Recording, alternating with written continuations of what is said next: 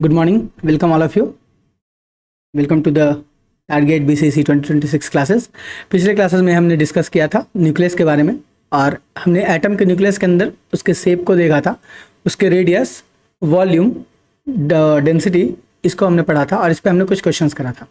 साथ ही साथ हमने यह पढ़ा था कि रदरफोर्ड एटॉमिक मॉडल क्या है। आज हम उससे आगे की ओर चर्चा करेंगे। हम डिफेक्ट्स ऑफ रदरफोर्ड मॉडल की बात करेंगे और कुछ मैंने जो आपको पिछले लास्ट क्लासेस में कहा था, कुछ हम टॉपिक्स के बारे में बात करेंगे, जैसे atomic number, atomic mass, isotope, isotone, isobar, ये सारी चीज़ें क्या होती हैं और इनसे रिलेटेड क्वेश्चंस को भी हम लोग साथ साथ डिस्कस करेंगे। तो चलिए हम लोग अपनी पढ़ाई को स्टार्ट करते हैं और देखते हैं कि क्या आज हमें पढ़ना है। तो सबसे पहले वेलकम ऑल ऑफ यू, मैं आप सबका स्वागत करता हूँ। वेलकम ऑल ऑफ यू, आप सभी का स्वागत है। ठीक है, आशा है आप सब बहुत अच्छे होंगे और मैं भी कुशल हूँ। मैं बस आपसे इतना कहना चाहूँगा कि हमें जो है अपने लाइफ में कभी हार नहीं मानना चाहिए, है ना, क्योंकि हम जो है वो कभी एक बार में ही सब कुछ अचीव नहीं कर सकते, है ना। या फिर अगर हम मान लो आपको यहाँ से कहीं जाना हो, पहले मैं एक कोट आपको पढ़ के सुनाता हूँ, फिर हम आगे की ओर बात करते हैं। The quote is journey of 1000 miles, journey of 1000 miles starts from single step. आप चाहे कितनी भी दूरी आपको तय करनी हो, आप तभी उस दूरी को तय कर पाओगे जब आप पहला कदम उस अपनी मंजिल की ओर बढ़ाओगे, है ना। सो journey of 1000 miles start with a single step. चलो इसी पॉजिटिव एटीट्यूड के साथ आज हम अपने क्लास की स्टार्ट करते हैं और हमें पढ़ना क्या है। तो हम सबसे पहले बात करेंगे defects of Rutherford model, defects of Rutherford atomic model. ये रदरफोर्ड ने जब रदरफोर्ड न्यूक्लियर एक्सपेरिमेंट किया, उन्होंने एक्सपेरिमेंट करके एटम के शेप को बताया, उन्होंने न्यूक्लियस के बारे में बताया, ये बताया कि चार्ज और मास कहाँ कंसंट्रेटेड होता है एक एटम के अंदर। तो फिर वो कौन सी ऐसी चीज़ें हैं जो रदरफोर्ड एक्सप्लेन नहीं कर पाए। इसके आगे हम लोग फिर बोर एटॉमिक मॉडल पे भी थोड़ी सी चर्चा करेंगे। ठीक है, तो जरा हम देखते हैं कि क्या डिफेक्ट्स थे रदरफोर्ड एटॉमिक मॉडल के। तो सबसे पहला जो डिफेक्ट है that is inability to explain atomic stability. Rutherford was unable to explain the atomic stability. वो ये बता नहीं पाए कि एटम की स्टेबिलिटी आखिर है क्यों। हमने पढ़ा है ना कि एटम की स्टेबिलिटी क्यों होती है, क्योंकि वहाँ पे न्यूट्रॉन और प्रोटॉन जो है वो आपस में रिएक्ट करते रहते हैं, मेजॉन पार्टिकल का वहाँ पे रोल होता है। ये रदरफोर्ड नहीं बता पाए। ठीक है, Rutherford was failed to define the explain, failed to explain atomic stability. Now second question की हम बात करें। So Rutherford also fails to explain about spectral lines. Spectral lines अभी कोई तो चीज़ होती है, नाम याद रखो दिमाग के अंदर, बहुत इंपॉर्टेंट है। इस पर हम काफी सारे क्वेश्चंस करने वाले हैं। ठीक है, तो अभी कुछ तो याद रखो, कुछ स्पेक्ट्रल लाइंस होती है जिसको रदरफोर्ड एक्सप्लेन नहीं कर पाए। हम इसकी चर्चा जरूर करेंगे, मैं आपको बताऊंगा कि क्या होती है स्पेक्ट्रल लाइंस। हम हाइड्रोजन के स्पेक्ट्रल लाइंस की भी पढ़ाई करेंगे और देखेंगे कितनी मजेदार चीज़ है। And the third one is quantized nature of electron energy. Quantized nature of electron energy. देखो इलेक्ट्रॉन्स जो हैं, ठीक है, इलेक्ट्रॉन्स जो हैं उनकी जो एनर्जी होती है, इलेक्ट्रॉन्स की जो एनर्जी होती है वो क्वांटाइज्ड फॉर्म में होती है। क्वांटाइज्ड फॉर्म में होती है। What do mean by quantised form? मतलब energy in form of bundles, energy in form of bundles. क्या मतलब है इसका? Energy in form of bundles का क्या मतलब है? Energy in form of bundles का क्या मतलब है कि ऐसा होगा, या तो एक बंडल एनर्जी होगी, या दो बंडल, या तीन, या चार बंडल। ऐसा नहीं होगा 1.5 बंडल, ऐसा कुछ नहीं होता। 1.5 क्वांटा एनर्जी। क्या होता है क्वांटा, हम अच्छे से समझेंगे। ठीक है, तो 1.5 क्वांटा, 1.6 क्वांटा, ऐसे नहीं होगा। Either it is 1 quanta, 2 quanta, 3 quanta, 4 quanta और 5 क्वांटा। तो इस तरीके से इसकी एनर्जी होगी। तो चलो हम आप बात करते हैं। हमने देखा क्या कि रदरफोर्ड एटॉमिक मॉडल होता क्या है। हमने उनके एक्सपेरिमेंट को पढ़ा था जो उन्होंने गोल्ड फॉइल पे किया था। हमने डिफेक्ट्स पढ़ा रदरफोर्ड का। ठीक है, हमने रदरफोर्ड के डिफेक्ट्स को पढ़ा कि रदरफोर्ड एटॉमिक मॉडल में क्या क्या खराबी थी। तो वो एक्सप्लेन, खराबी नहीं बोलेंगे, मैं बोलूँगा कि कमी क्या थी। तो वो एक्सप्लेन एटॉमिक स्टेबिलिटी, वो फेल कर गए एटॉमिक स्टेबिलिटी को एक्सप्लेन करने में, वो फेल कर गए स्पेक्ट्रल लाइंस को एक्सप्लेन करने में, और वो फेल कर गए क्वांटाइज्ड नेचर ऑफ इलेक्ट्रॉन को एक्सप्लेन करने में। चलिए आगे बात करते हैं। So let's talk move forward. अब हम बात करते हैं एटॉमिक नंबर। एटॉमिक नंबर को डिनोट किससे करते हैं? तो एटॉमिक नंबर को हम डिनोट करते हैं जेड से। किसने डिस्कवर किया था? तो मॉसली ने इसे डिस्कवर किया था। ये सारे क्वेश्चंस हैं, आपको ये याद रखना है। तो एटॉमिक नंबर को हम डिनोट किससे करेंगे? जेड से। किसने डिस्कवर किया था? मॉसली से। एक क्वेश्चन है why proton is considered as atomic number. अब यहाँ तो समझ में आ गया होगा कि एटॉमिक नंबर मतलब जेड बराबर क्या हम लिखेंगे? P.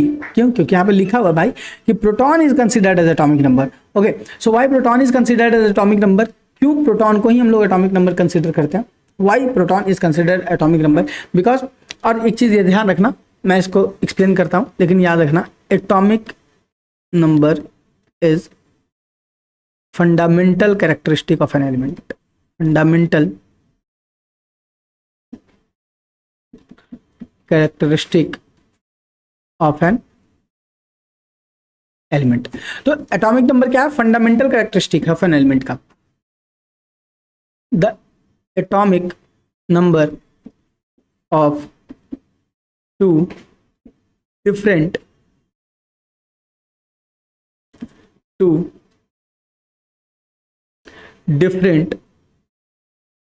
Element can never be same. Can never be same. तो एटॉमिक नंबर जो है वो सबसे फंडामेंटल कैरेक्टरिस्टिक है किसी भी एलिमेंट का, और दो डिफरेंट एलिमेंट के एटॉमिक नंबर कभी भी सेम नहीं हो सकते। अच्छा, मेरा सवाल यहाँ पे है कि why proton is only considered as the atomic number, why not electron और न्यूट्रॉन? इलेक्ट्रॉन न्यूट्रॉन को क्यों कंसीडर नहीं किया गया? ठीक है, why proton is only considered as atomic number? Because electrons जो है, ठीक है, इलेक्ट्रॉन्स पार्टिसिपेट,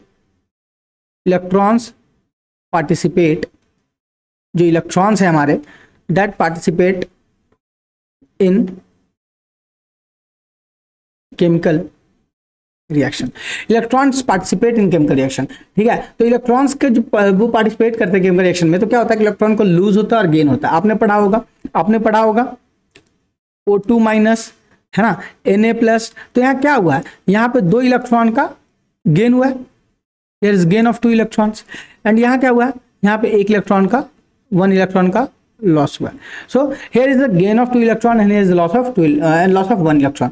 तो जहाँ पे इलेक्ट्रॉन क्या होता है, वो पार्टिसिपेट करते हैं केमिकल रिएक्शन में, और केमिकल रिएक्शन में जब वो पार्टिसिपेट करते हैं तो फिर क्या होता है कि हम इलेक्ट्रॉन को, क्योंकि वो अब 1 इलेक्ट्रॉन जो है, मान लेते हैं कि किसी भी एटम में X नंबर ऑफ इलेक्ट्रॉन है और वो पार्टिसिपेट कर रहे हैं केमिकल रिएक्शन में, तो उनका लॉस भी हो रहा है और गेन भी हो रहा है। तो वो तो क्या बोलते हैं, वो स्टेबल तो है नहीं, है ना, वो कांस्टेंट तो है नहीं, वो तो चेंज हो रहे हैं, है ना। फॉर एग्जांपल सोडियम अगर रिएक्शन में पार्ट करता है तो सोडियम Na+ बनता है, 11 इलेक्ट्रॉन है, सोडियम का एटॉमिक नंबर 11 होता है, 11 इलेक्ट्रॉन्स होते हैं उसके पास, तो वो 1 इलेक्ट्रॉन लूज करता है। अब कितने बचे? 10। 10 - 1 = 11 - 1 = 10, तो 10 इलेक्ट्रॉन्स है उसके पास। अच्छा, नियॉन के पास भी 10 इलेक्ट्रॉन्स हैं, तो हम इलेक्ट्रॉन्स कैसे हम डिसाइड करेंगे कि इलेक्ट्रॉन्स, तो नियॉन के पास भी 10 है और सोडियम के पास भी 10 है। O2-, यहाँ पर भी 10 इलेक्ट्रॉन है, यहाँ पे भी कितने इलेक्ट्रॉन्स है हमारे पास? 10 इलेक्ट्रॉन। यहाँ पे भी कितने इलेक्ट्रॉन है? 10 इलेक्ट्रॉन। तो 2 अलग अलग स्पेसिस के इलेक्ट्रॉनिक कन्फिग्रेशन सेम हो सकते हैं, है ना। तो अब हम बात करते हैं कि न्यूट्रॉन क्यों नहीं है? Why not neutron? न्यूट्रॉन क्यों नहीं है? Because neutrons can be differ in different element, और 2 एलिमेंट में न्यूट्रॉन सेम भी हो सकता है। Neutron can be same in 2 elements, it can be same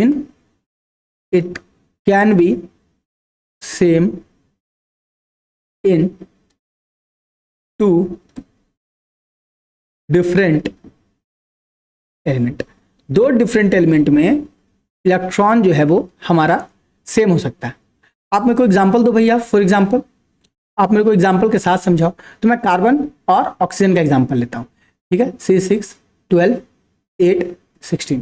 मैं कार्बन, कुछ तो भी है, ये समझ के रखो कि इसके पास कितने इसका एटॉमिक मास होता है 12। क्या होता है मैं समझाऊंगा, इसको छोड़ दो अभी, ठीक है। मैं इसको ऐसे समझाता हूँ कि हमारे पास कार्बन है, ठीक है, और हमारे पास ऑक्सीजन है। कार्बन के पास अगर मैं बात करूँ C14 की, तो इसके पास 8 न्यूट्रॉन्स होते हैं, और मैं बात करूँ ऑक्सीजन की तो इसके पास भी 8 न्यूट्रॉन्स होते हैं। तो 2 अलग अलग एलिमेंट के जो न्यूट्रॉन्स की संख्या वह भी सेम हो गई, तो हम इस पे भी रिलाई नहीं कर सकते। इलेक्ट्रॉन पे क्यों नहीं रिलाई कर सकते? कि वो केमिकल रिएक्शन में पार्टिसिपेट करता है, उसका लॉस और गेन होता है। न्यूट्रॉन्स के हम क्यों नहीं रिलाई कर सकते? कि 2 डिफरेंट एलिमेंट के न्यूट्रॉन की संख्या भी सेम हो सकती है। इसलिए हम हमेशा बात करेंगे कि एटॉमिक नंबर, इसलिए हम हमेशा क्या बात करेंगे कि atomic number is equal to number of protons present in nucleus of an atom. That means Z is equal to P. Z is equal to P. Atomic number is equal to the proton number of protons. Okay, so let's talk about the atomic mass. Atomic mass की हम बात करते हैं. Atomic mass क्या है हमारा, ठीक है. So what is atomic mass? नाम से पता चल रहा है एटम का मास. नाम से क्या पता चल रहा है हमें, जो एटम है हमारे पास उस एटम का मास, ठीक है. तो एटम में मास आया कहाँ से? मैंने आपको पिछले क्लासेस में क्या पढ़ाया था, what I have taught you yesterday. मैंने आपको पिछले क्लासेस में क्या पढ़ाया था कि ये अगर हमारा एटम है और ये इसका न्यूक्लियस है, इफ दिस इज न्यूक्लियस, तो न्यूक्लियस में कितना मास होता है? न्यूक्लियस में होता है 99.97% मास, ठीक है. तो सारा का सारा मास हमारा कहाँ है? न्यूक्लियस में. और न्यूक्लियस में होते क्या चीज़ है? न्यूक्लियस में होते हैं न्यूट्रॉन्स एंड प्रोटॉन्स. न्यूक्लियस में क्या होता है? Neutrons and protons. और साइडवाइज क्या है? इलेक्ट्रॉन्स. इलेक्ट्रॉन्स के पास कितना मास था? तो 0.03%, है ना. So this is the mass that a proton है. This is the mass that a proton है. तो न्यूक्लियस के पास कितना मास है? 99.97%. और जो हमारा आउटर मोस्ट स्पेस है, जो हमारा एक्स्ट्रा न्यूक्लियर स्पेस है, उसमें कितना मास है? 0.03%. तो सारा का सारा मास एटम का कहाँ कंसीडर है? न्यूक्लियस में. तो हम उसको कहेंगे कि भैया न्यूक्लियस मास ना करके हम उसको एटॉमिक मास कर देंगे. हम मान लेंगे कि पूरा ही मास किसका है?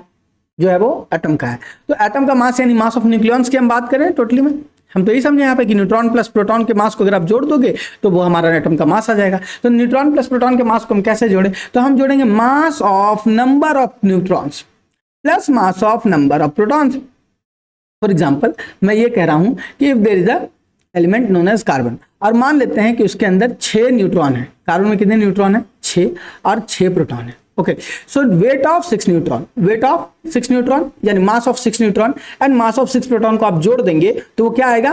वो जो है वो हमारे एटॉमिक मास के बराबर आ जाएगा. अच्छा, चलो जरा एक और चीज समझते हैं कि कितना होगा. अच्छा, एक चीज और मैंने कहा था कि जो मास ऑफ न्यूट्रॉन है ये लगभग होता है मास ऑफ प्रोटॉन के बराबर. ये हमेशा याद रखना. तो मैं यहाँ पे क्या लिख सकता हूँ कि mass of carbon is equal to the mass of 12 proton. ठीक है, क्या मैं ऐसा लिख सकता हूँ कि mass of carbon is equal to mass of 12 proton, या फिर मैं बोलूं कि मास ऑफ 12 न्यूट्रॉन.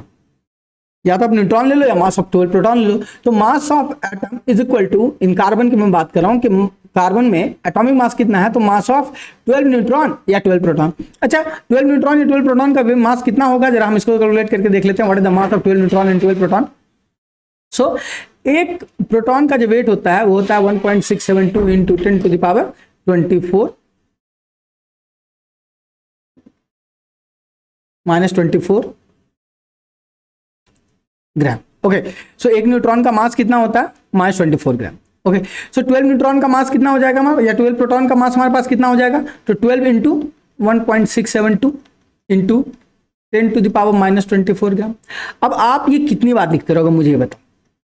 तो इसके लिए वैज्ञानिकों ने एक सॉल्यूशन निकाला और उन्होंने कहा कि हम इसको ये ना लिख करके हम इसको लिखेंगे AMU, एटॉमिक मास का यूनिट.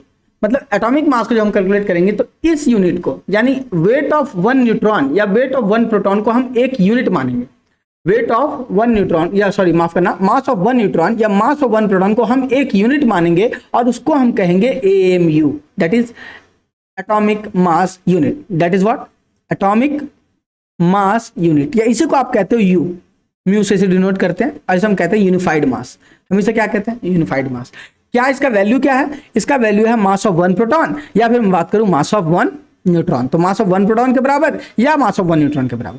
और वो कितना है? वो हमारा इतना है 1.67 इंटू 10 माइनस 24 ग्राम या 1.67 इंटू 10 माइनस 27. ठीक है, तो ये हमारा इतना वेट हमारा है. चलो, इतना हमको समझ में आ गया. अब हम जरा समझते हैं कि कितना हो गया ये. तो हम कह सकते हैं कि 12 AMU, और यही आपको आंसर में लिखना, यही आपका आंसर सही है कि weight of 1 atom of carbon is equal to 12 AMU. एक कार्बन के एटम का वेट कितना होगा? 12 AMU. अब जरा इसको देखो. तो इन टर्म्स ऑफ, अगर हम AMU की बात करें, इन टर्म्स ऑफ, क्योंकि अब हमने AMU को समझ लिया है, तो इन टर्म्स ऑफ AMU अगर हम बात करें तो हमारा एटॉमिक मास कितना होगा भैया? तो हमारा एटॉमिक मास होगा इन टर्म्स ऑफ AMU कि number of protons and number of neutrons. तो number of protons plus number of neutrons. So A is equal to A is equal to P plus का N, और ये हमें formula याद रखना है। हमारे सारे फॉर्मूले, हमारे सारे क्वेश्चंस इस फॉर्मूले से बन जाएंगे। ये कॉन्सेप्ट के लिए हमें याद रखना है, और ये फॉर्मूला जो है वो हमें क्वेश्चंस के लिए याद रखना है। आज हम क्वेश्चंस क्लासेस करेंगे, बहुत सारे क्वेश्चंस करेंगे हम आगे की क्लासेस में, ठीक है। तो चलो देखो, क्वेश्चन दिख गया हमें, बहुत प्यारा सा क्वेश्चन हमें दिखा है, जरा इस क्वेश्चन को हम डील करते हैं। So what is the atomic mass of carbon? What is the atomic mass of carbon? If carbon has, ठीक है, 6 protons and 6 neutrons, also find the atomic number of carbon. तो हमें क्या चीजें पता करनी है? हमें पहली चीज जो पता करनी है that is atomic mass, and second चीज जो हमें पता करनी है that is atomic number. Okay, तो चलो हम पता करते हैं कि क्या है atomic mass and atomic number। ठीक है, यहाँ पे AMU नहीं लिखा हुआ है इसलिए ताकि आप कंफ्यूज ना हो, ठीक है। AMU is not written here, क्योंकि आपको ये कंफ्यूज करने की कोशिश की जा रही है, माफ करना, यहाँ पे आपको कंफ्यूज करने की कोशिश की जा रही है। तो चलो हम पहले समझ लेते हैं कि इफ कार्बन हैज 6 प्रोटॉन्स। एक बार तो पहले मैं ये कहूंगा कि वीडियो को पॉज करो, पॉज करने के बाद इस क्वेश्चन को खुद से करने की कोशिश करो। आप एक जो भी आंसर आपका आता है, गलत सही कुछ भी आंसर हो, आपको उसके कॉपी के साइड में लिखना है और फिर इस क्वेश्चन को फिर से प्ले करके देखना है। तो चलो जल्दी से वीडियो को पॉज कर लो और क्वेश्चन को बनाओ। आपने कर लिया आपने, चलो आगे बनाए क्वेश्चन को। तो चलिए हम क्वेश्चन को बनाते हैं। तो कार्बन हैज व्हाट, कई लोग तो समझ भी गए होंगे इसका आंसर, है ना, कई लोगों ने निकाल भी लिया होगा। Carbon has 6 proton and 6 neutron. सबसे पहले हम बात करते हैं एटॉमिक मास की। So atomic mass is equal to, आपने बताया था मेरे को, P प्लस का N, सो इट इज 12, है ना। 6 प्लस का 6, है ना, 6 plus 6 that is equal to 12। तो कई लोगों को तो आंसर आ गया होगा, ठीक है, कई लोगों को आंसर आ गया होगा, ठीक है। तो कई लोगों ने तो आंसर अपना फाइंड आउट कर लिया होगा। तो चलो पहला आंसर तो है हमारा 12। तो देखते हैं, पहला आंसर 12 इसमें है और पहला आंसर 12 इसमें है, मतलब ये खत्म हो गया आंसर और ये भी जो है हमारा आंसर गलत हो गया। चलो दो आंसर को हमने, अब जो है हमारे पास 50-50 बचा, है ना। हमने दो आंसर को क्या कर लिया, हमने दो आंसर को रूल आउट कर लिया।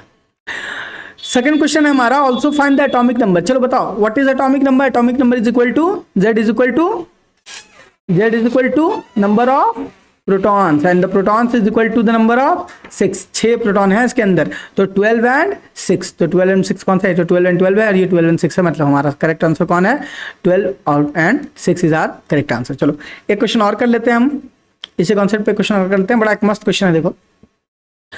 What is correct representation of an element having atomic number 3 and atomic मास 7। तो कह रहा है कोई तो भी एक एलिमेंट है जिसका एटॉमिक नंबर क्या है, 3 है, एटॉमिक मास कितना है, 7। तो इसका करेक्ट रिप्रेजेंटेशन क्या होगा, कैसे हम इसको करेक्टली रिप्रेजेंट कर पाएंगे। कई लोग क्या होते हैं ना, उनको एटम तो लिख लेते हैं, एटम के सिंबल उनको याद होते हैं, पर उनको एटॉमिक नंबर कहाँ लिखे हैं, एटॉमिक मास कहाँ लिखे हैं, ये पता नहीं होता है। तो हम इसको जरा पढ़ते हैं, तो कहाँ होता है। चलो सब वीडियो को पॉज करो, आंसर करने की कोशिश करो, ठीक है। तब तक मैं 1 सेकंड का टाइम आपको दे रहा हूं। कर लिया वीडियो पॉज, कर लिया आंसर, अब चलो सीखते हैं। तो अब हम कर रहे हैं रिप्रेजेंटेशन ऑफ एन एलिमेंट, कि कैसे रिप्रेजेंट करेंगे हम एक एलिमेंट को, है ना। How do we represent an element. तो देखो, लेट्स से कि x is an element, let's say that x is an element. x क्या है हमारा, एक एलिमेंट है। अब एक एलिमेंट में आपको 3 चीजें मेनली डिनोट करनी होती है, ठीक है। और वो 3 चीजें कौन सी हैं, वो 3 चीजें हैं atomic number, atomic mass and charge. Charge कब डिनोट करेंगे, बस 1-2 क्लास रुक जाओ, फिर हम लोग चार्ज भी डिनोट कर लेंगे। तो एटॉमिक नंबर को हम लोग किससे डिनोट करते हैं, atomic number is denoted by Z, atomic mass is denoted by A, and जो चार्ज है हमारा उसे हम डिनोट करते हैं स्मॉल q से, ठीक है। Charge is denoted by small q। तो हम बात करते हैं कि कैसे रिप्रेजेंट करते हैं एक एलिमेंट को। तो सपोज दैट तुम्हारे सामने एक एलिमेंट दे दिया जाए x, तो आप उसके लेफ्ट हैंड साइड देखो, क्या करो, खुद को बीच में रखो, ठीक है। This is you, this is your right hand side, this is your left hand side, है ना। This is right hand side, this is left hand side. अच्छा चलो यहां से डिवाइड करते हैं इसको, this is up side, this is down side. Okay, so यहां देखो, इस पॉइंट को देखो, क्या है ये, क्या ये लेफ्ट हैंड साइड में है, लेफ्ट हैंड डाउन साइड, ठीक है। तो हम एटॉमिक नंबर को जो है वो कहां लिखेंगे, हम एटॉमिक नंबर को लिखते हैं लेफ्ट हैंड डाउन साइड। तो A4 atomic mass, Z4 atomic number and Q4 charge. तो हम एटॉमिक नंबर को कहां लिखेंगे, where do we write atomic number, ठीक है, हम एटॉमिक नंबर को कहाँ लिखेंगे, ठीक है, एटॉमिक नंबर को हम कहाँ लिखने वाले हैं, तो हम एटॉमिक नंबर को लिखने वाले हैं लेफ्ट डाउन साइड। हम हमेशा लेफ्ट हैंड में के साइड में, डाउन साइड में हम इसको लिखेंगे। अच्छा चलो, हम एटॉमिक मास को कहाँ लिखेंगे, तो एटॉमिक मास में जरा देखना, एटॉमिक मास में एक ट्रिकी सा बात हो जाता है, जरा हम उसको समझने की कोशिश करेंगे। अगर चार्ज नहीं दिया हुआ है, if charge is not given, if charge is not given, तब हम इसको लिखेंगे, इधर लिखेंगे right hand up side. If charge is not given, if charge is not given, तो कहां डिनोट करेंगे, तो हम डिनोट करेंगे एटॉमिक मास को right upper side. And if charge is given, अगर चार्ज दिया हुआ रहेगा तब हम पर क्या करेंगे, इफ चार्ज इज गिवन, तो हम इसे लिखेंगे, तब हम इसे कहां लिखेंगे, तब हम इसे लिखेंगे इफ चार्ज इज गिवन, तब हम इसे कहां लिखेंगे, तब हम इसे लिखेंगे लेफ्ट अपर। और ये सब क्वेश्चन है, बहुत सिली मिस्टेक हो जाता है, ठीक है, एग्जाम में इन सब चीजों में ना फंसा देते हैं एग्जामिनर, ठीक है, तो ये सिली मिस्टेक हमें नहीं करनी। अब लास्ट बट नॉट लिस्ट, हम चार्ज कहां लिखते हैं, ठीक है, तो charge is always written in right hand upper side. Okay, so अब हमने देख लिया कि हम कहाँ किस चीज को मेंशन करते हैं। तो चलो हम क्वेश्चन को अपने कर लेते हैं, जो हमने क्वेश्चन लिख रखा। एंड हमारा क्वेश्चन क्या था, चलो हम अपने क्वेश्चन को देख लेते हैं। What is correct representation of an element having atomic number 3, so हमारा Z कितना है हमारे पास, Z is 3 and atomic mass that is A is equal to 7। Okay, so अब बताओ क्या है, कोई चार्ज मेंशन है, कोई चार्ज मेंशन है, तो आप कहोगे नहीं भैया चार्ज तो कोई मेंशन नहीं है। तो if this element is X, ठीक है, तो हम Z कहाँ लिखते हैं, Z तो आप हिसाब यहाँ लिखते हैं। और एटॉमिक मास अगर चार्ज नहीं दिया हुआ है तो हम एटॉमिक मास लिखेंगे राइट हैंड अपर साइड में, और अगर दिया हुआ रहता तो हम कहाँ लिखते हैं, तो हम लिखते हैं लेफ्ट हैंड अपर साइड में। लेकिन क्योंकि हमारे क्वेश्चन में चार्ज नहीं दे रखा है, इसलिए हम लिखेंगे इसे राइट हैंड अपर साइड में।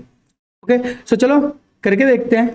X एटॉमिक नंबर कितना है 3, एटॉमिक मास कितना है 7, और देखो इससे मिलता जुलता आंसर कौन सा, क्या ये है, क्या लिथियम, डाउन साइड में कितना है 7, left down side, upper side में कितना है 4, ये तो नहीं है। ये है क्या, डाउन साइड में कितना है 7, ऊपर कितना है 3, नहीं ये भी नहीं है। क्या ये है क्या, सी है क्या, नहीं वो भी नहीं है। तो हमारे पास आंसर क्या है, हमारा D is the correct answer, lithium, atomic number 3 and atomic मास 7। तो यहाँ पे हमारा जो कॉन्सेप्ट है, हमने दो चीज़ों को यहाँ पे डिस्कस किया। पहली चीज़ हमने यह डिस्कस की कि what is the defect of Rutherford atomic model, फिर हमने एटॉमिक मास, एटॉमिक नंबर को डिफाइन किया, फिर हमने रिप्रेजेंटेशन देखा एक एलिमेंट का। अब हम बात करेंगे आइसोटोप, आइसोटोन और आइसोबार के ऊपर, और एक बहुत ही मस्त कॉन्सेप्ट है, जरा उसको हम समझने वाले। चलिए, जैसा मैंने आपसे प्रॉमिस किया था कि हम लोग आइसोटोप, आइसोटोन, आइसोबार पढ़ेंगे, तो उसके पहले क्वेश्चन देख लेते हैं। ठीक है, मैंने कहा ना आज मैं ढेर सारे क्वेश्चन कराने वाला हूं, आज मैं मूड में हूं क्वेश्चंस करवाने के। ठीक है, तो चलो क्वेश्चन है, ये भी एग्जाम का क्वेश्चन आया हुआ क्वेश्चन है। ठीक है, सो it is what is isotopic mass of an element x, isotopic mass of an element X having isotopic composition iron 54 5%, iron 56 90%, iron 57 5%। अरे भैया ये तो आपने क्या ही बता दिया, एक ही आयरन के 3 रूप। अभी तो आपने कहा कि एटॉमिक मास होगा, वो तो number of neutron plus number of proton होगा, तो अभी आप कह रहे हो कि 3 यहाँ पे हमारे पास है। तो हम कैसे डिफाइन करें, क्या है आप, क्या आइसोटोपी क्या बोल रहे हो आप। ठीक है, मुझे तो कुछ समझ में नहीं आ रहा क्या आप क्या पढ़ा रहे हो। ठीक है, क्या है ये आइसोटोप, क्या है आइसोटोन, क्या है ये आइसोटोपिक मास क्या है। तो चलो हम आइसोटोपिक क्या है, आइसोटोप मास क्या है, हम इसको देखते हैं। एक फॉर्मूला है हमारे पास, फ्रैक्शनल मास या आइसोटोपिक मास, लेकिन उसको पढ़ने से पहले एक कॉन्सेप्ट मैं तुम्हें पढ़ाना चाहूंगा, और फिर इन दोनों क्वेश्चंस को हम करेंगे और बहुत मजा आने वाला है, मैं तुम्हें बता। तो सबसे पहला जो पॉइंट हम पढ़ने वाला that is isotopes, that is isotopes. और आइसोटोप्स की डिस्कवरी किसने की थी, रदरफोर्ड एंड सॉडी। आइसोबार, आइसोटोन की हमको पढ़ने की जरूरत नहीं है, क्योंकि वो पूछा नहीं जाता, जो पूछा जाता है उतना ही बताऊंगा, एक लाइन एक्स्ट्रा नहीं पढ़ाने वाला मैं। ठीक है, क्योंकि तुम्हारा टाइम प्रीसियस है, मेरा टाइम प्रीसियस है, हम दोनों का टाइम प्रीसियस है, तो हम सिर्फ उतनी ही बात करेंगे जितना इस एग्जाम के लिए जरूरी है। इस एग्जाम से ज्यादा हमें साइंटिस्ट नहीं बनना, हमें नीट टॉपर नहीं बनना, हमें एम्स में नहीं जाना, हमें बीसीएस क्रैक करना है। हमें बीसीसी क्रैक करना है तो हम बीसीसी की बात करेंगे, ठीक है। और बीसीसी में जो आता है वो एक एक क्वेश्चन मैं तुम्हें कराने वाला हूँ, ठीक है। तो चलो हम बात करते हैं आइसोटोप्स के बारे में। तो आइसोटोप्स की डिस्कवरी किसने की थी? Rutherford and सॉडी। एकदम फ्रीक्वेंटली आस्क्ड क्वेश्चन है। आइसोबार आइसोटोप नहीं पूछा जाता, इधर 5 साल में नहीं पूछा गया, 6 साल में, तो मैं नहीं बता रहा हूँ, ठीक है। अब आइसोटोप्स होते क्या है?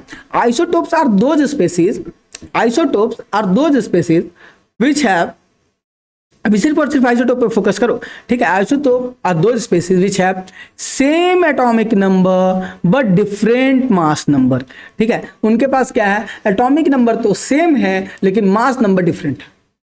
अगर एटॉमिक नंबर सेम है इट मींस जो एलिमेंट होगा वो एक ही एलिमेंट की बात की जाएगी। यहां पे नहीं लिखा हुआ है, मैं एक और यहां पे कॉलम ऐड कर रहा हूं कि एलिमेंट यहां पे सेम होगा, एक ही एलिमेंट की अपन बात करेंगे।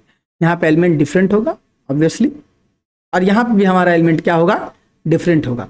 तो आइसोटोप हमें सेम एलिमेंट में देखने को मिलेंगे, एक ही एलिमेंट में हमें आइसोटोप देखने को मिलेगा, क्योंकि एटॉमिक नंबर सेम है, और एटॉमिक नंबर सेम है मतलब एलिमेंट सेम है और उसका एटॉमिक मास डिफरेंट है। अब एटॉमिक नंबर सेम है, इसका मतलब हर एक चीज याद रखना, in an stable atom, in a stable atom, number of protons is equal to number of electrons. तो अगर एटॉमिक नंबर सेम है इट मींस प्रोटॉन की संख्या सेम है। और अभी मैंने कहा कि in stable atom number of proton is equal to number of electron, number of proton is equal to number of electron, ठीक है। ये भी पॉइंट्स टू रिमेंबर हो गया आपका। तो नंबर ऑफ इलेक्ट्रॉन वो भी सेम होंगे, और नंबर ऑफ न्यूट्रॉन्स जो होते हैं वो डिफरेंट होते हैं। तो mark my word, number of neutrons are going to be different. चलो यहाँ पे देखो, हमारे पास एक एग्जांपल है C12 एंड C14, यानी कार्बन की बात कर रहे हैं। कार्बन जो है वो हमारे पास हमको देखने को मिल रहा है, और कार्बन का एटॉमिक नंबर होता है 6। कार्बन का एटॉमिक नंबर हमारे पास कितना होता है? 6। So carbon is written here, और कार्बन का एटॉमिक नंबर कितना है हमारे पास? कार्बन का जो एटॉमिक नंबर है वो है 6 है। हमारे पास कार्बन का एटॉमिक नंबर कितना है? 6 है, ठीक है। तो यहां पे देखो 6 एटॉमिक नंबर सेम है, नंबर ऑफ इलेक्ट्रॉन सेम होंगे, और नंबर ऑफ जो हमारे पास प्रोटॉन्स है वो भी सेम होने वाले हैं, लेकिन नंबर ऑफ न्यूट्रॉन्स डिफरेंट होंगे। न्यूट्रॉन्स की संख्या कैसे कैलकुलेट करेंगे? A is equal to Z plus का A is equal to P plus N हम लिखते हैं ना, तो P is what? Atomic number, तो हमने लिखा जेड प्लस एन। अच्छा, z कितना है? तो हमारे पास मास कितना दे रखा है? 12। z कितना दे रखा है? अभी हमने रिप्रेजेंटेशन पढ़ा, रिप्रेजेंटेशन में मैंने बताया कि क्या है, ये हमारा एटॉमिक मास है। तो atomic mass is equal to 12, z is equal to 6। तो what is the value of n? So n की वैल्यू कितनी हो गई? 12 माइनस का 6, that is 6। So what is that number of neutrons here? तो यहाँ पे हमारे पास 6 न्यूट्रॉन है, लेकिन यहाँ पे हमारे पास कितने न्यूट्रॉन्स हैं? 14 माइनस 6, हमारे पास कितने न्यूट्रॉन्स हैं यहाँ पे हमारे पास 8 न्यूट्रॉन्स हैं। 14 इज इक्वल टू 6 प्लस का n, that is n is equal to 8 electrons. तो देखो नंबर ऑफ न्यूट्रॉन्स क्या हो गए? डिफरेंट हो गए। ये है हमारा आइसोटोप। अच्छा, और कहाँ आइसोटोप देखने को मिलता है हमें? तो यूरेनियम में भी आइसोटोप देखने को मिलता है। यूरेनियम 92, 235, यानी 235 एटॉमिक मास वाला और 238 एटॉमिक मास वाला। देखो हमारे पास जो न्यूट्रॉन्स में है वो हमारे पास डिफरेंट है, लेकिन हमारे पास प्रोटॉन्स की जो संख्या है दोनों में सेम है, तो इसे हम कहेंगे ये क्या है हमारा? ये हमारा आइसोटोप है। चलो हम आगे बात करते हैं, अपने क्वेश्चन पे वापस आते हैं। So let's back to our question. तो यह हमारे पास क्वेश्चन है कि what is the isotopic mass of an element having isotopic composition? Iron 54 जो 5% है, आयरन 56 जो 90% है, आयरन 57 जो कि 5% है अगेन। अब इसके लिए हमें एक कॉन्सेप्ट और थोड़ा सा समझने की जरूरत है, और फिर इसके लिए हम इस क्वेश्चन को करने के लिए एलिजिबल हो जाएंगे, ठीक है। कॉन्सेप्ट पढ़ाऊंगा, क्वेश्चन कराऊंगा, कॉन्सेप्ट पढ़ाऊंगा, क्वेश्चन कराऊंगा, दिमाग में चीजें बस जानी चाहिए, ठीक है। अगर तुम्हारे दिमाग में चीजें नहीं बस रही हैं तो फिर ये मेरी गलती है, मैं इसे अपनी गलती मानूंगा। So what is isotopic mass? Isotopic mass या फ्रैक्शनल मास। मान लो एक एलिमेंट है, आपको उसके 3 या 4 या 5 या 6 या 10 कितने भी आइसोटोप्स दे रखे हैं, और सबके परसेंटेज बता दिया या सबके रेशियो बता दिया, और पूछा कि बताओ मेरे को आइसोटॉपिक एवरेज मास कितना होगा? What is the isotopic average mass? तो चलो हम उसको जरा कैलकुलेट करने की कोशिश करते हैं।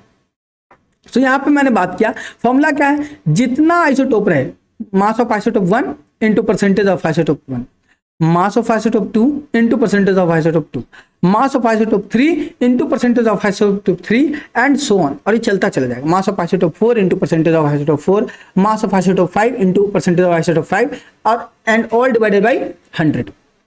चलो अब क्वेश्चन करने की कोशिश करते हैं। तो यहाँ पे हमारे पास क्या? Isotopic mass of an element x क्या है भैया? ये आयरन ही है, ये ठीक है, और तो कुछ नहीं है, ठीक है। तो ये आयरन का मास हमको आइसोटॉपिक मास कैलकुलेट करना है। कैसे कैलकुलेट करेंगे? तो मैंने कहा कि मास ऑफ आइसोटोप 1, और वो कितना है? This is the mass of isotope, ठीक है। तो मास ऑफ आइसोटोप कितना है? 54 into percentage 5 plus mass of isotope 2 यानी 56 इंटू परसेंटेज दैट इज 90, फिर मास ऑफ आइसोटोप थर्ड यानी 57 इंटू 5 डिवाइडेड बाई 100, ठीक है। तो इसको अगर आप कैलकुलेट करोगे तो ये 55.95 आएगा, और अगर आप इसका अप्रॉक्स निकालोगे तो ये 56 के करीब आएगा। कैलकुलेशन पार्ट आपको करना है, ठीक है, आप करो। चलो हम आगे बढ़ते हैं। अब एक और सवाल को हम डील करते हैं। What is the fractional mass of carbon if isotope C12 and C14 are in the ratio of 3:4? ये क्वेश्चन क्या ये बिल्कुल परफेक्ट क्वेश्चन है? नहीं, ऐसा नहीं है, परफेक्ट क्वेश्चन नहीं है। ये बस आपको समझाने के लिए मैंने बना के दिखाया, ठीक है। तो इसका जो आंसर आएगा उसको आपको कहीं पे जाके ये करने की जरूरत नहीं है कि क्या कार्बन का आइसोटोपिक मास इतना होता है कि नहीं होता। ये बस मैं समझाने के लिए क्वेश्चन आपको लेके दिखा रहा हूं। तो अब हम बात करते हैं फ्रैक्शनल मास ऑफ कार्बन की। फ्रैक्शनल मास ऑफ कार्बन क्या करेंगे?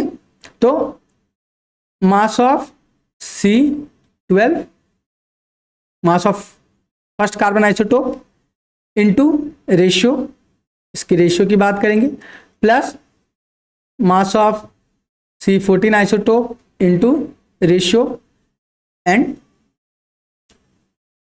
सम ऑफ रेशियो। तो कितना हो गया हमारे पास? 12 into 3 plus 14 into 1 plus 3 plus का 1, ठीक है। तो कितना हो जाएगा? 36 प्लस 14 अपॉन 4, ठीक है। तो ये आप कैलकुलेट कर लेना, कितना आएगा? 50 अपॉन 4 दैट इज 12.5, ठीक है। तो ये आपको करके खुद से देखना हो। तो चलो अब हम बात करते हैं आइसोटोप। हमने देख लिया, हमने आइसोटोप पे 2 क्वेश्चंस कर लिए। अब मजा आ रहा होगा, है ना, क्लास में अब मजा आ रहा होगा। अब हम क्या करने वाले हैं? अब हम आइसोबार के बारे में पढ़ने वाले हैं, है ना। सो let's talk about the isobar. मैंने इसको एक चार्ट में बना के रख दिया ताकि आप साइड बाय साइड कंपेयर कर सको, एक जगह लिख के रख लो तो याद करने में भी आसानी होती है। तो आइसोबार एलिमेंट, डिफरेंट एलिमेंट इसमें लेते हैं। इसमें हम आइसोबार को जब डिफाइन करते हैं तो हम कहते हैं कि isobar are those species which have different atomic number but have same mass number. Atomic number different है, मास नंबर सेम है। Isobar are those species which have different atomic number and same mass number. अगर atomic number different है तो number of electron different होगा, number of proton different होगा, और यहां पे हम याद रखेंगे कि नंबर ऑफ न्यूट्रॉन्स भी क्या होगा? हमारा डिफरेंट होगा। तो ये तीनों ही चीजें जो है वो डिफरेंट होने वाली हैं। ये तीनों ही चीजें, number of electron, proton, neutron जो है वो डिफरेंट होने वाली हैं।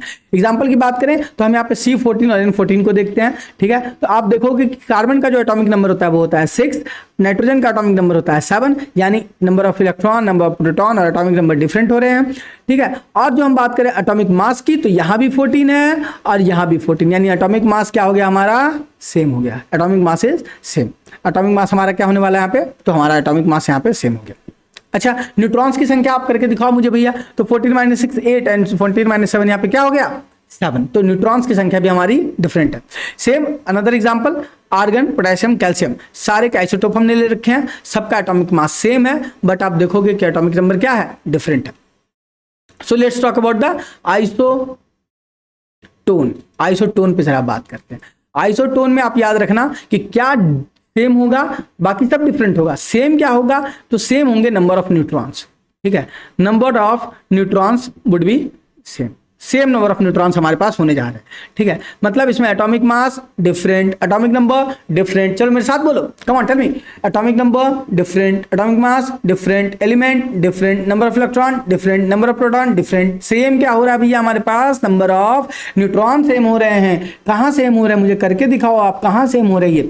तो देखो, सिलिकॉन 14 30, आप माइनस करो, 30 - 14 16 आएगा। यहां आप करो 31 - 15 16 आएगा, 32 - 16 16 आएगा। तो 16, ये सब जो है ये क्या है? ये नंबर ऑफ न्यूट्रॉन्स है। ये क्या है? नंबर ऑफ न्यूट्रॉन्स है। ये क्या है? नंबर ऑफ न्यूट्रॉन्स हमारे पास होने जा रहे हैं, है ना। तो आइसोटोन में क्या होता है? नंबर ऑफ न्यूट्रॉन्स सेम होते हैं। एक बार जल्दी से रिवाइज कर लेते हैं तीनों चीजों को। 4 चीजें हमने पढ़ी, सबको रिवाइज करते हैं।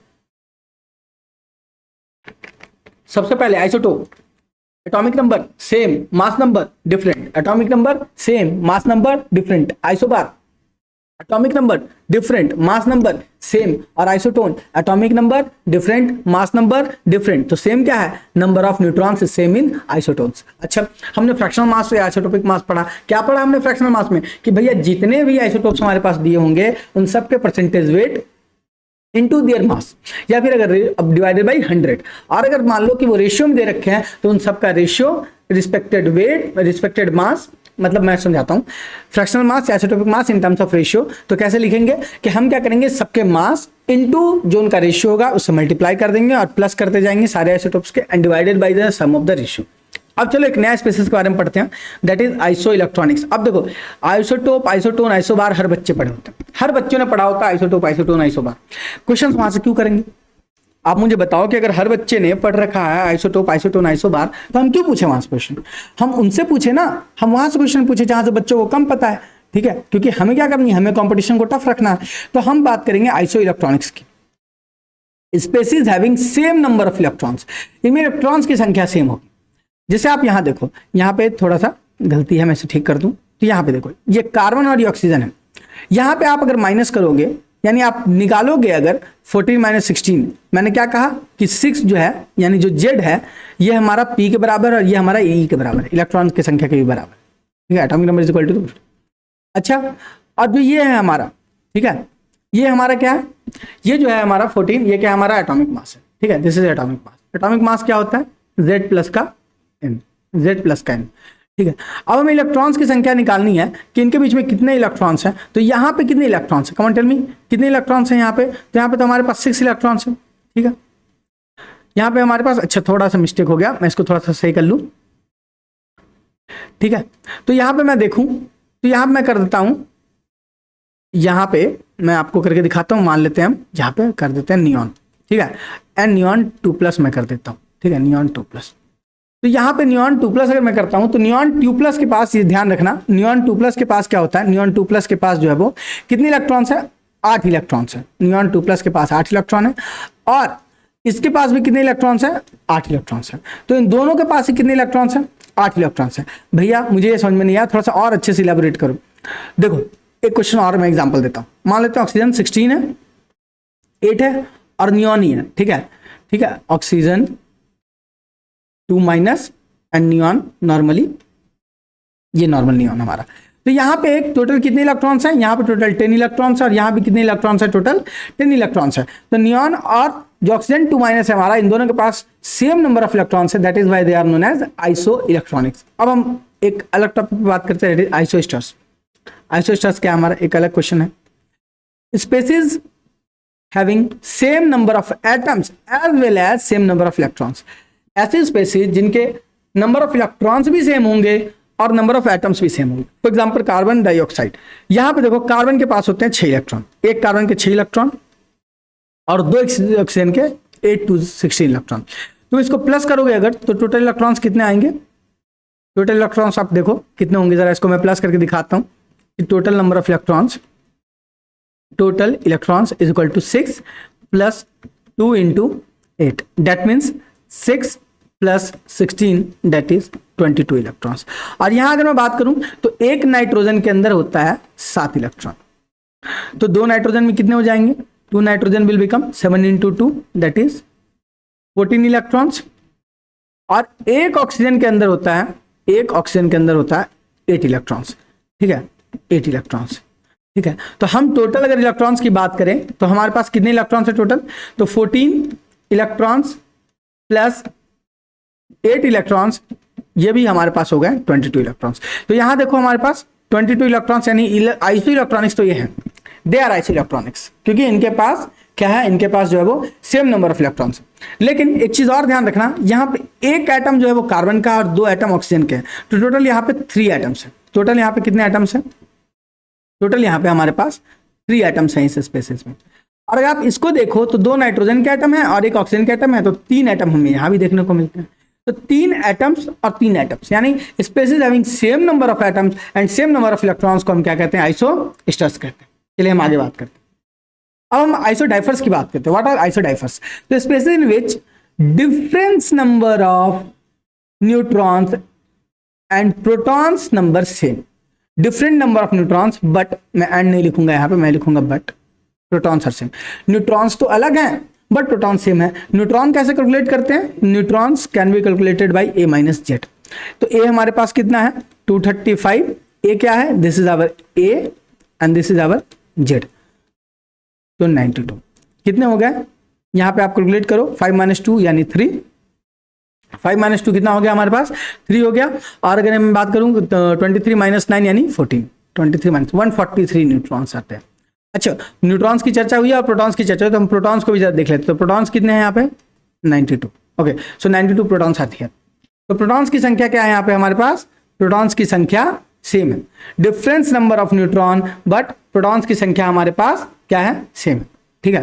प्रोटॉन्स की संख्या हमारे पास क्या है, प्रोटॉन्स की संख्या, एक सेकेंड, यहाँ पे कुछ ना कुछ तो मिस्टेक है, यहाँ पे ये नहीं होगा,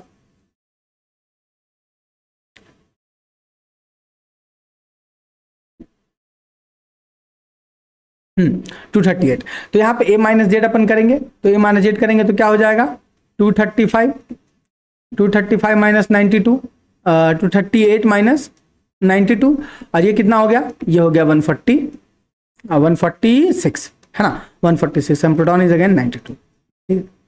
अब चलो अब आगे बात करते हैं, क्वेश्चन को हम डिस्कस कर लेते हैं। Which carbon is radio active, हमने पढ़ा कि 2 कार्बन का आइसोटोप है, एक C12 है एक C14, तो इनमें से रेडियो एक्टिव कौन सा?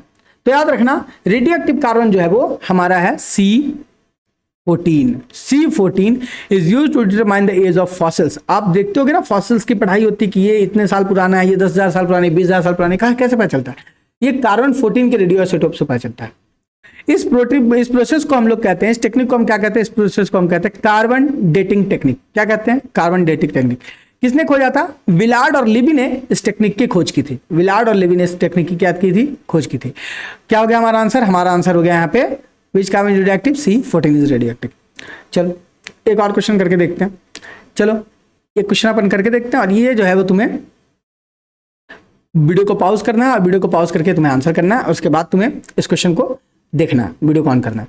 चलो मैं क्वेश्चन को करके दिखा देता हूं। Which isotope of uranium, which isotopes of uranium is used for fuel in nuclear reactor and also used to make nuclear bomb. कौन सा यूरेनियम का आइसोटोप जो है वो फ्यूल बनाने के लिए यूज करते हैं न्यूक्लियर रिएक्टर में, और उसी से हम क्या कर सकते हैं, न्यूक्लियर बॉम्ब भी बना सकते हैं फिजन प्रोसेस के थ्रू। तो वो कौन सा यूरेनियम है? क्या यूरेनियम 235 है, यूरेनियम 237 है, यूरेनियम 238 है, या यूरेनियम या थोरियम 231 है? तो देखो सबसे पहले तो ये आंसर तो कैंसिल हो गया, दिमाग लगाओ, ये आंसर तो पहले कैंसिल हो गया, ये तो होगा नहीं, थोरियम तो होगा नहीं, हमारे पास 3 ही आंसर है ना, 235, 237 एंड 238, क्योंकि हम यहाँ पे क्वेश्चन में क्या दे रखा, क्वेश्चन में यूरेनियम दे रखा, तो हम यूरेनियम की बात करेंगे। तो याद रखना यूरेनियम 238 इज रेडियो एक्टिव। तो यहां पे एक स्टेटमेंट याद रखना कि uranium 238 is used for fuel in nuclear reactor and also used to make nuclear bomb। तो न्यूक्लियर बॉम्ब बनाने के लिए हम किसका यूज करते हैं? यूरेनियम 238 का यूज करते हैं। नाउ एक अनदर क्वेश्चन करके आज की क्लास को हम खत्म करते हैं, और वो दूसरा क्वेश्चन क्या है? Which chemical is known as oil of vitriol, या फिर उसे ऑल्सो, ये कॉल्डाज लिखा हुआ है, ठीक है। मैं कई जगहों पे ऐसे कॉल्डाज लिख लिया करूंगा, तो याद रखना ये कॉल्डाज लिखा हुआ है, ठीक है, ये कॉल्डाज है। मैं कहीं पे ऐसे लिख दूं तो याद रखना ये नोन एज है, ठीक है ना, नोन एज लिखा हुआ है। तो which chemical is known as oil of vitriol या also known as king of acid. चलो वीडियो को पॉज करो, वीडियो को पॉज करके आंसर करने की कोशिश करो, और तो हम इसको देखते हैं। कर लिया सभी ने वीडियो पॉज? लिख लिया सभी ने आंसर? बताऊं मैं? चलो बात करता हूं। सो याद रखना the answer is H2SO4 sulphuric acid, none another than sulphuric acid is considered as king of chemicals and also known as oil of vitriol. So thank you all of you. आज यहीं पे हम अपने class को खत्म करते हैं। Thanks all of you. तो आज हमने क्या देखा? आज हमने देखा कि if you want to walk 1000 miles you have to put your first step. अगर आपको 100 कदम चलना है, हजारों मील चलना है, तो आपको अपना पहला कदम बढ़ाना है। इसी पॉजिटिव एटीट्यूड और पॉजिटिव थॉट के साथ आज के लेक्चर को हम लोग यहीं पे एंड करते हैं।